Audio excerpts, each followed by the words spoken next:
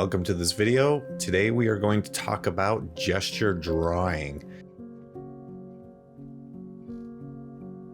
I've been trying to get better at drawing people, and one of the ways that you can increase your skills to make your drawings come to life is by understanding gestures and doing gesture drawing for especially for anatomy, for people. It's a great way for you to add more realism, more life into your drawings. This technique is all about getting your drawings to be more dynamic, more energetic, and more expressive with more energy. So basically what we're going to do is take a lifeless drawing and take it to the next level. So have you ever struggled to convey motion or emotion in your drawings? I know I have. You're not alone. Many artists have this challenge, and it's often because they're focusing too much on the details and not enough on the overall gesture and the movement of the subject.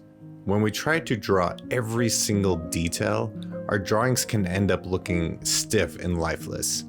We might get caught up in trying to draw what we think we see rather than what's actually there. So this can lead to a sense of frustration or disappointment, discouragement, especially when the results are not what we want. Another common struggle is that artists often try to draw from photographs or screens rather than from life. This can make it really difficult to capture the movement and energy of the subject. I mean, photographs, they can be helpful, but they're only two-dimensional, and they don't allow us to capture the reality of our subject. We lose that sense of movement and life that we get from actually observing the world around us. So the benefit of drawing from life is that we're able to see and experience the subject in a more tangible way. We can see the way that the light falls on their body, the way their muscles tense and relax, and the way they move and interact with their environment. So this gives us a much richer and a more dynamic subject to work with. But even when we're drawing from life, it can be really difficult to know where to start. So do we focus on the overall pose, or do we try every single detail? Should we use quick, loose strokes, or take our time and draw every hair and wrinkle?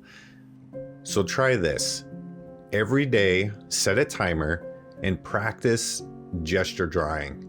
And each drawing should only take 30 seconds to a minute.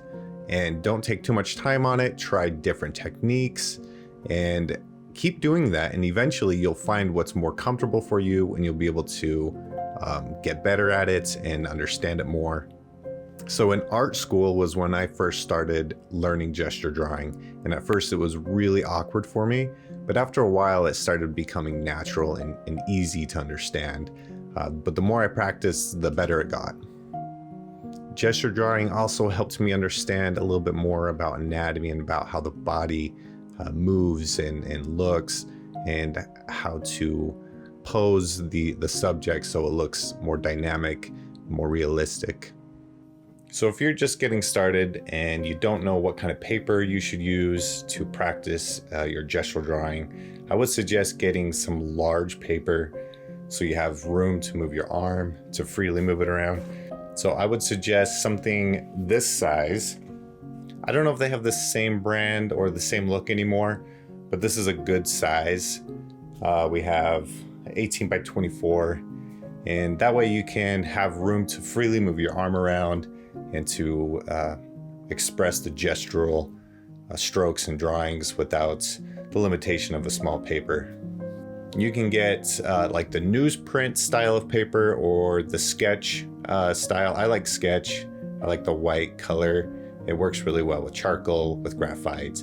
And if you want to add a little ink or whatever, if you want to brush some stuff on for some practice, it's good paper. But if you want to do a final drawing or a final piece, I would suggest getting like a drawing type of paper, typically 80 pounds or more. That way the paper's nice and thick, so when you're drawing you could add lots of lots of graphite or charcoal, and ink as well if you're into ink. Also, an easel is very handy so that you can stand and draw That paper's pretty large, so having a big table is ideal, but also being able to draw like this rather than leaning over and drawing, which is a little more awkward. Also, I have this, which is super handy. This is a clipboard, has 2 clips on it, and it holds your paper very well, and you don't have to sit at a chair on the easel. You can carry it anywhere you want, so it's very handy. I'll put links below so you can see the products for yourself and check it out. It's in the description. Thanks for watching this video. I would love to hear your experiences with gesture drawing, so comment below. Let us know if you have any questions, and I hope you found some value in this video and understand gesture drawing a little bit more. And please like and subscribe, and I'll see you in the next